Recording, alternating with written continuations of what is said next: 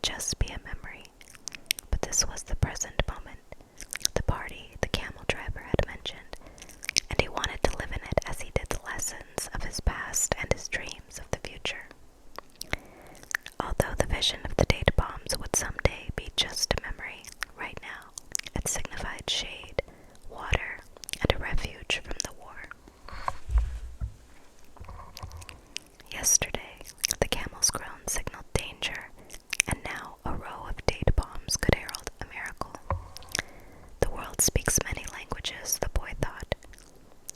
The times rush past, and so do the caravans, thought the alchemist as he watched the hundreds of people and animals arriving at the oasis. People were shouting at the new arrivals,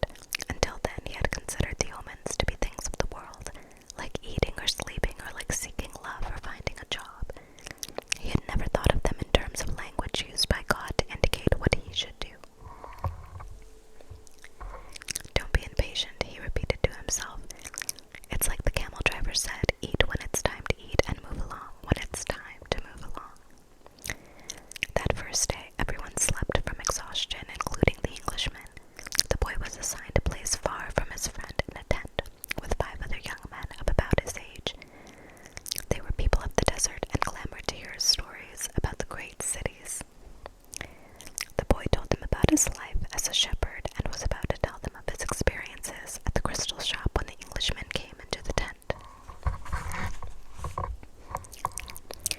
"I've been looking for you all morning," he said as he led the boy outside.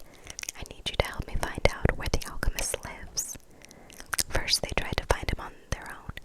An alchemist would probably live in a manner that was different from the rest of the people at the oasis, and it was likely that in this tent an oven was continuously burning. They searched everywhere and found that the oasis was much larger than they could have imagined. There were hundreds of tents. "We've wasted almost the entire day," said the Englishman, sitting down with the boy near one of the wells. "Maybe we'd better ask someone," the boy suggested.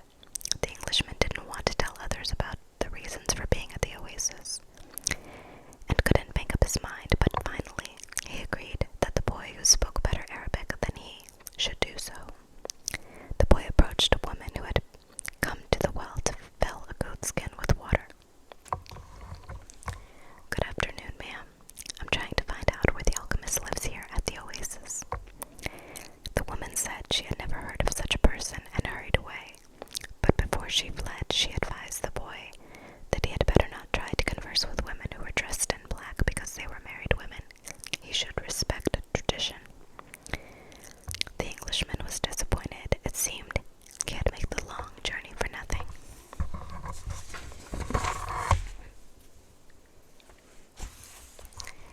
The boy was also saddened. His friend was in pursuit of his personal legend. And when someone was in such pursuit, the entire universe made an effort to help him succeed. That's what the old king had said. He could have been wrong.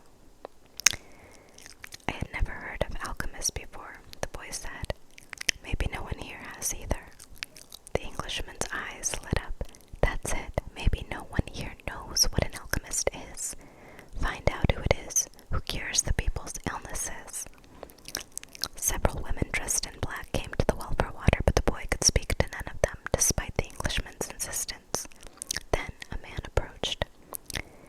"Do you know someone here who cures people's illnesses?" the boy asked. "Allah cures our illnesses," said the man, clearly frightened of the strangers. "You're looking for witch doctors." He spoke some verses from the Quran and moved on. Another man appeared. He was older and was carrying a small bucket. The boy repeated his question. "Why do you want to find that sort of person?" the Arab asked. "Because my friend here has traveled for many months in order to meet with him," the boy said. "If such a man is here at the oasis, he must be the very powerful one," said the old man after thinking for a few moments. "Not even the tribal chieftains are able to see him when they want to, only when he consents." "Wait for the end of the war, then leave the caravan. Don't try to enter into the life of the oasis," he said, and walked away. But the Englishman was exultant. They were on the right track.